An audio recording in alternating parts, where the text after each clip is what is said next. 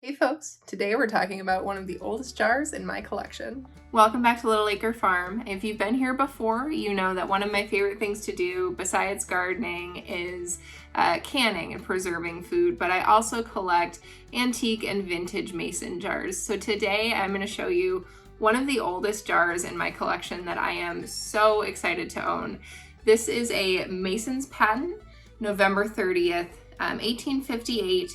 Hero's Cross jar. So this jar was most likely made by Hero Glassworks, or later called Hero Fruit Jar Company, and they were located in Philadelphia, Pennsylvania. Now, they did have other facilities throughout the US that fulfilled some of their orders. There was a location, for example, in Marion, Indiana. So if you live in the Midwest and you find a jar like this, it's possible that it was manufactured there. For me, I think that this jar probably was made in Philadelphia just because I live on the East Coast. The coolest marking on this jar, in my opinion at least, is the Hero's Cross or the Maltese cross. And some jars, not every jar with this design, but some jars will have the letters HFJC, Hero Fruit Jar Company, etched into the arms of the cross. Mine does, and I actually didn't realize that until today. They're very faint, very difficult to see because this jar is extremely old. Most likely this jar was manufactured between 1870 and 1890. There are a couple of ways to authenticate this type of a jar if you see it in an antique store or in a thrift store or even online. One of those ways is to take a look at the bottom and see what is etched there. So on the base of most fruit jars, or some fruit jars at least, you'll find a mold number. For a lot of jars, that mold number doesn't actually matter that much. I have never run into a collectible mold number jar before. Maybe they exist. I haven't read the entire Red Book number 12. I'm giving it a try though. So what I have here is mold number 527, possibly 521. It's a little tough to tell if that is a 1 or a 7 just because it's just so close to both numbers.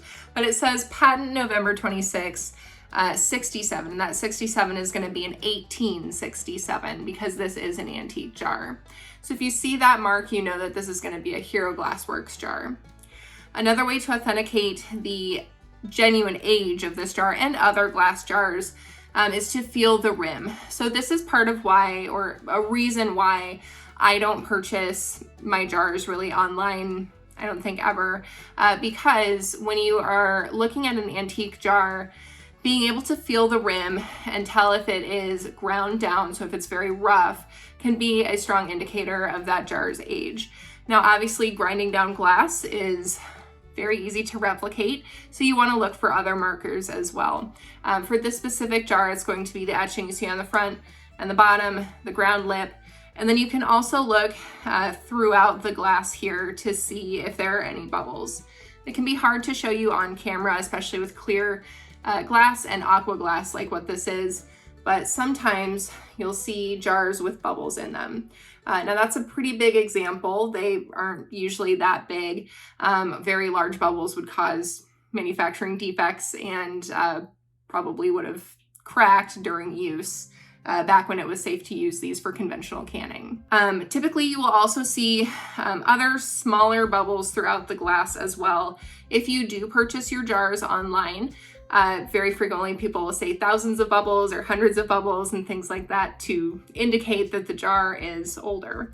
This one does have a few smaller bubbles that just aren't picking up on the camera, but I did use that to help me authenticate the age. Now for similar jars like this, perhaps one's missing the cross, there are a couple of indicators that you might want to watch out for fake jars or fantasy jars. Right now, it's being reported that there are some jars like this that are coming in unexpected shades of color, like red or yellow. There are probably other colors that exist as well.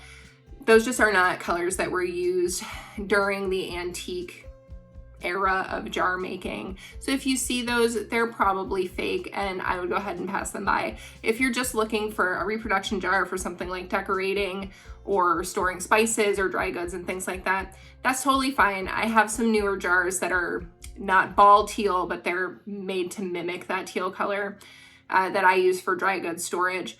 If that's what you want, that's totally okay. But if you're looking for an authentic antique, the red and yellow Mason's patent, November 30th, 1858, probably not going to be an authentic piece for you. Other indicators of a fake can be mold numbers, so do pay attention to the mold numbers, not necessarily for collectability, but for authenticity's sake. Back in 2014, there were some mold numbers that came out that were confirmed to be fake fantasy jars or reproductions, and some of those mold numbers included H385 and H39S. But if you really want to make sure that you have an authentic jar, a great resource for you is going to be the Red Book number 12, The Collector's Guide to Old Fruit Jars by Douglas M. Laybourne Jr. You can search this up on Google and find where to get it.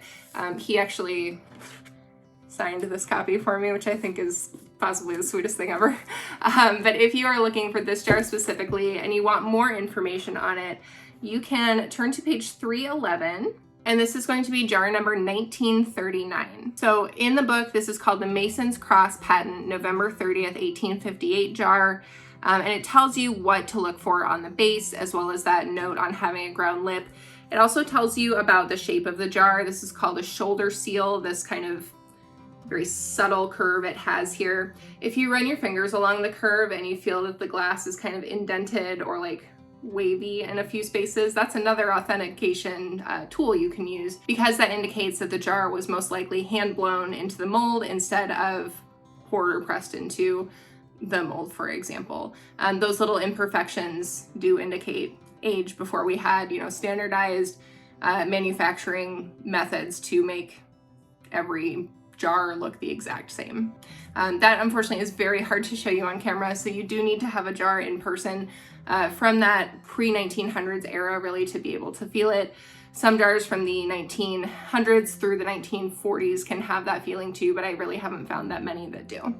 So like I said, my jar, my Hero's jar, is an aqua color, but it does come in other colors as well, so keep an eye out for clear, green, citron, which I think is very pretty, yellow with amber streaks. I've never seen that. I don't know what that means. So if you ever see one, send me a picture, because I think that would be really cool to see. Of course, your standard amber, sky blue, ball blue, and then I had to look up this last one. It's called SCA, which stands for sky colored amethyst. So sky colored amethyst refers to, as far as I understand it, refers to when folks who used to can with these would take their jars and leave them outside in the sunlight, and the sunlight would color them a darker color. It would tint the glass. So the UV light would make the glass darker, and that would help preserve their food for a longer period of time. I think that is so cool, and I don't know if people still do that today to tint their modern glass. I would love to give it a try and see if it actually worked or not.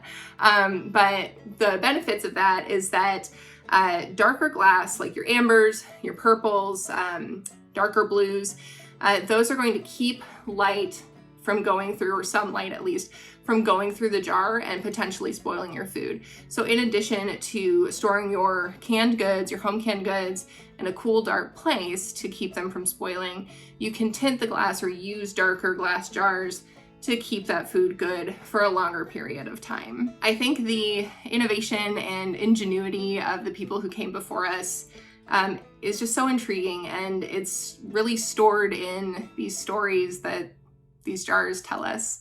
I feel very lucky to have this type of jar in my collection because it's been through so much. It's over 100 years old, well over 100 years old, and it survived this long to be here and be collected and be cherished. I think that's really special. If you find a jar like this or any other awesome jar that you want to show me, I would love to see it. Leave a comment below and we can get in touch. Thank you so much for stopping by Little Acre Farm while we talk about my mason jar collection.